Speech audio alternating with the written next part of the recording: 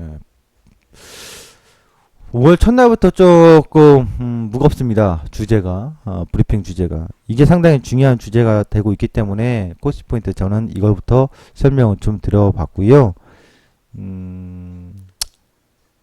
훨씬 저보다 또는 뭐 저희보다 훌륭하신 분들이 많으니까 나라에서 정부가 됐든 정치권이 됐든 뭐 잘 해주시겠죠. 그러나 그들이 잘 못할 땐 우리가 나설 수밖에 없습니다. 그렇죠. 자, LS 산전입니다. 하여튼 그 이번에 한국파 양정화에 대해서 논쟁은요, 그냥 어이가 없어서 사실의 관계를 꼼꼼히 따져보면 이렇다라는 걸 여러분들도 참고해 주시기 바라겠습니다. 그래서 조선해운에 대해서 좀 결론을 좀 얘기돼 있죠. 조선해운에 대해서는요, 저는 이렇게 봐요. 조선은 배만 만들었으면 문제가 안 돼요. 배만 만들어서 문제가 아닌데 플랜트 기술도 없는 것들이 플랜트 해가지고 큰 거 먹었단 말이에요. 배 한 척에 뭐 2천억 정도 큰 배들이 뭐 1,500억에서 2,500억 정도 왔다 갔다 하는데 한 척에 배만 만들었으면 큰 문제가 안 되는데 누군가에 의해서 잘못된 선택을 한 거예요. 그 누군가는 여러 사람이 될 겁니다. 콕 집어서 얘기하면 안 될 것 같아가지고 제가 얘기는 하지 않겠습니다. 아는데 얘기는 안 하겠고요. 누군가에 의해서 잘못된 선택이 됐기 때문에 플랜트라는 거에 대해서 너무 부실덩어리가 규모가 큽니다. 생각해 보시죠. 자, 살려줬어. 그렇죠? 돈 벌어서 갚아야 될 거 아니에요. 저 수많은 빚을 언제 갚을 거예요? 갚고 나서 탈출해야 그 다음부터 이익이 쌓일 텐데 말이죠. 그럼 상식적으로 생각했을 때 빚 많은 기업이 회복하려면 시간이 오래 걸리겠죠. 단 리스크는 크죠. 그런데 정말 탈출만 해서 성공한다면 대박 치겠죠. 이제 조선이라든가 해운은 그렇게 보셔야 돼요. 빚을 잘 갚아 나가고 있는지 정상화되어 가고 있는지 과정을 본 후에 투자의 시기를 보셔도 늦지 않아요. 지금부터 서둘 일 하나도 없습니다. 자, LS산전입니다. LS산전은 그전에도 한번 얘기했지만은 정말 꾸준한 매출과 영업이익이 유지가 되고 있고 영업이익률도 안정적입니다. 근데 주가는 빠져요. 그 나쁜 기업이냐? 아니요. 좋은 기업이에요. 이 기업은 정말 공부 많이 해볼 필요성이 있어요. 지금 단기적 주가 상승은 똑같이 리바운드 국면이긴 한데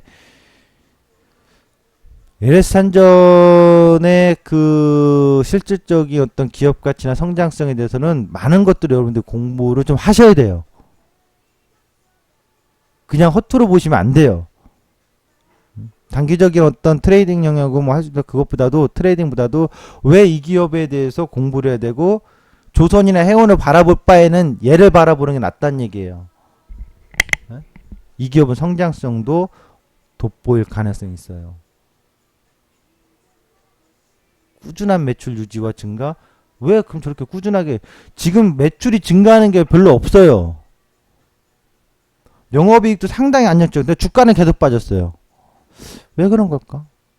고민도 해보고 영업이익률이 지금 제조업하면서 한 6, 7%에 꾸준히 유지하고 있다는 건 앞으로 영업이익률이 더 좋아질 가능성이 높아요. 그래서 LS산전에 대해서 공부를 많이 하셨으면 좋겠다. 코스피 내에서 이 종목에 대해서 좀 이렇게 얘기를 좀 해드리겠고요. 뭐 기회 되는 때 또 여러분한테 공부를 할 수 있는 시점을 잡아드리긴 하겠습니다. 참고하시기 바랍니다. 특징주입니다. 이거 지난번에 아이컨트롤스죠. 아이컨트롤스 이렇게 업됐던 거, 그 기준에서 좀 단기 매매한 됐었을 거고요. 오늘은 PJ 메탈입니다. 이 PJ 메탈은요, 탈산재. 이 탈산재가 어디 들어가냐? 이 알루미늄 제강 공정 시에 이제 들어가거든요. 부원료로. 알루미늄 요즘 많이 쓰는 거 아시죠? 차량 경량화하면서도 뭐 알루미늄 많이 쓰고요. 알루미늄이 많이 써요. 앞으로 더 쓰일 거예요. 그러면 거기에 들어가는 부원료인 탈산재는 당연히 따라가겠죠. 그걸 주목하시길 바래요. PJ 메탈. 최근에 자사주도 지난번에 소각을 했고요. 처분했고요. 또 여기 거래량이 빵 터졌던 거 있잖아요. 회장이 지분이 7% 16%를 확 늘어났어요. 더블로 늘었어요. 더블로. 전자공시에 가서 보시면 그런 내용도 살펴볼 수가 있거든요. 요거를 좀 트레이딩 관점, 매매 관점으로 볼만해요. 짧게 볼 수도 있고, 짧게 본다면 1870원에 1830원에 단기 지지에서 2120원에 트레이딩 매매를 보시기 바래요. 근데 짧게 보는 어떤 트레이딩 매매를 제가 얘기는 하고 있습니다. 지금. 그런데 요 개별주 PJ 메탈 수상합니다. 수상하다는 편은 자, 요거 내용이 좀 매출이나 실적 이것도 괜찮네. 그리고 배당도 하네. 최대 주주가 지분율이 확 늘었네. 늘은 내용을 보니까 이거 웃기네. 이런 게 있어요. 그래서 요 종목은 하여튼 트레이딩 관점으로 접근해 볼 만한 종목 같습니다. 이렇게 이 기준을 잡고서 보시면 좋겠습니다. 시장 이슈입니다. 5월엔 엔화 주목입니다. 엔캐리 자금의 이탈 여부 가능성이 더욱더 높아지고 있습니다. 엔화의 강세로 인해서요. 미국 고용지표가 이번 주에 발표되죠. 아마 그 전까지는 그러려니 할 거예요. 고용지표 발표되는 게 상당히 주목이 될 이슈가 될 것 같고요. 시장이 외해 글로벌 증시에 있어서 뭐 월말 월초 경제지표가 발표되고 있는데 큰 이벤트 끝난 다음에 이제 주목할 거 역시 고용지표로 봐야 되지 않을까 싶어요. 그 다음에 PMI 지수라든가 이런 거 좀 지켜봐야 될 상황들이다. 선물지수 이거 그 전에 얘기했던 기준 이거 바뀌지 않아요. 이렇게 되는 거예요. 여기서 이렇게 그때 이렇게 박스 치다가 빠졌다가 반등 줬다가 빠지냐 뭐 이런 거거든요. 지난번 얘기했죠. 이 그림처럼 여기 기준점 지지 기준점을 얘기한 거예요. 골든코스 나온 자리를 지지저항 하다가 이탈하는, 지금도 이제 여기 나와 있는데 240대죠. 지지저항 하다가 무너지냐 아니면 어떻게 될 거냐, 이거를 그림을 지금부터 중요한 얘기를 갑니다. 뭐야, 그림 그려준 거 없는데요? 이거 지난번에 삼각지 맥점 그렸던 건 보셨던 자료예요. 상단에 대한 저항을 삼각지 맥점 받고 있다가 밀린 건데요.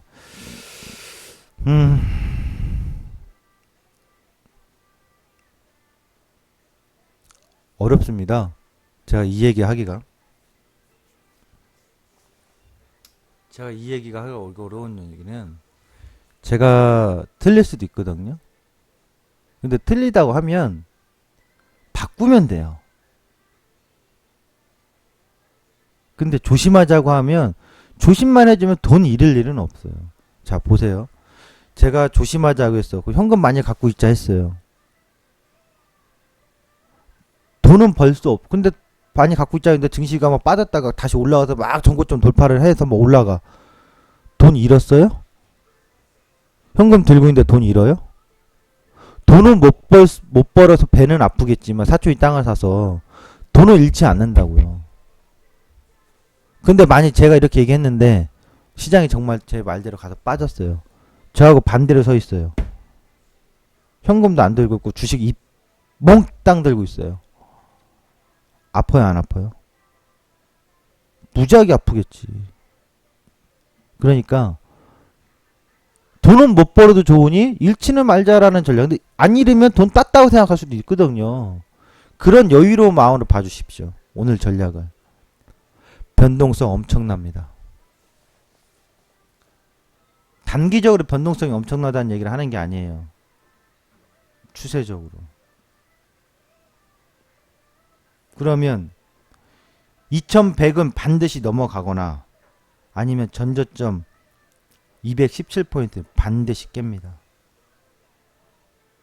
1770. 언제? 이번에 깬다니까요. 위를 깨든 아래를 깨든 반드시 깨게 돼 있어요.